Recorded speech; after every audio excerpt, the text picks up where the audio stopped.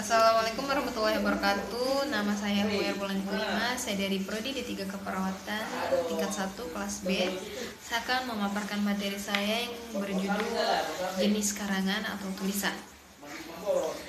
Tulisan merupakan sarana utama untuk menyampaikan ide, informasi, dan kreativitas. Berbagai jenis karangan atau tulisan berkembang seiring dengan kebutuhan komunikasi manusia yang semakin kompleks dan beragam. Memahami jenis-jenis tulisan ini tidak hanya penting bagi penulis, tetapi juga bagi pembaca yang ingin mengekspresikan dan menilai kualitas serta tujuan dari sebuah karya tulis. Jenis-jenis karangan atau tulisan dapat dikategorikan berdasarkan fungsi, gaya, dan formatnya. Misalnya, tulisan informasi seperti artikel dan laporan bertujuan untuk memberikan informasi yang akurat dan objektif. Artikel sering ditemukan di media massa dan digital, sementara laporan biasanya digunakan dalam konteks profesional atau akademis. Di sisi lain, tulisan persuasif seperti esai bertujuan untuk meyakinkan pembaca tentang sesuatu pandangan atau argumen tertentu. Esai menonjolkan gaya penulisan pribadi dan reflektif, seringkali mencerminkan pandangan dan pengalaman penulis. Selain itu, tulisan fiksi dan non-fiksi menawarkan berbagai pengalaman membaca yang berbeda. Cerita fiksi memperbolehkan penulis untuk berimajinasi dan menciptakan dunia serta karakter sepenuhnya baru. Sedangkan non-fiksi menyajikan informasi berdasarkan fakta dan data. Puisi sebagai bentuk ekspresi artistik menggunakan bahasa yang terpilih dengan cermat untuk mengekspresikan emosi dan ide, sarana mendalam dan estetis. Dengan pemahaman yang mendalam tentang jenis-jenis tulisan ini, penulis dapat memilih bentuk yang paling sesuai untuk tujuan komunikasinya. Sementara pembaca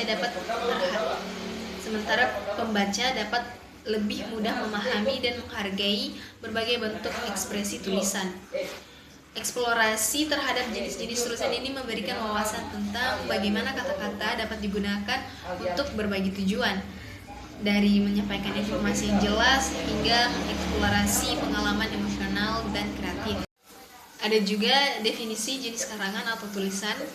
Jenis karangan atau tulisan merujuk pada berbagai bentuk atau kategori tulisan yang digunakan untuk menyampaikan informasi, ide, atau cerita kepada pembaca.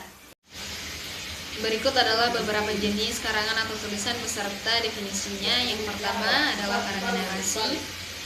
Karangan yang menceritakan suatu cerita atau kejadian secara berurutan, biasanya memiliki alur cerita dengan unsur-unsur seperti tokoh, latar, dan konflik. Contohnya seperti cerita pendek, novel, dan biografi. Yang kedua adalah karangan deskripsi. Karangan yang bertujuan untuk menggambarkan suatu objek, tempat, atau suasana secara detail agar pembaca dapat membayangkan atau merasakannya seolah-olah mereka mengalaminya langsung. Contohnya, deskripsi pemandangan alam, tempat wisata, atau karakter seseorang. Yang ketiga adalah karangan eksposisi. Karangan yang bertujuan untuk menjelaskan atau menguraikan sesuatu topik dengan jelas dan objektif. Biasanya berisi fakta, data, dan penjelasan yang logis. Contohnya artikel ilmiah, laporan penelitian, dan panduan. Yang keempat adalah karangan argumentasi.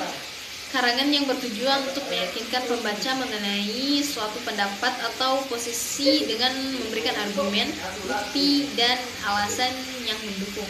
Contohnya seperti esai opini, artikel editorial, dan surat pembaca.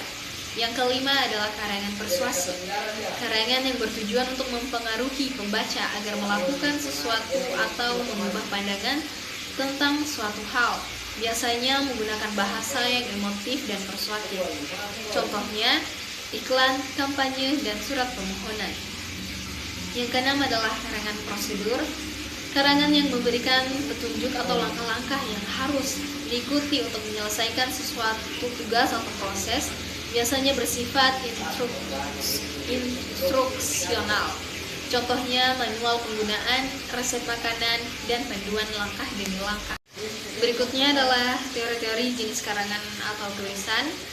Ada beberapa teori mengenai karangan atau jenis tulisan yang sering dibahas dalam studi dan komunikasi.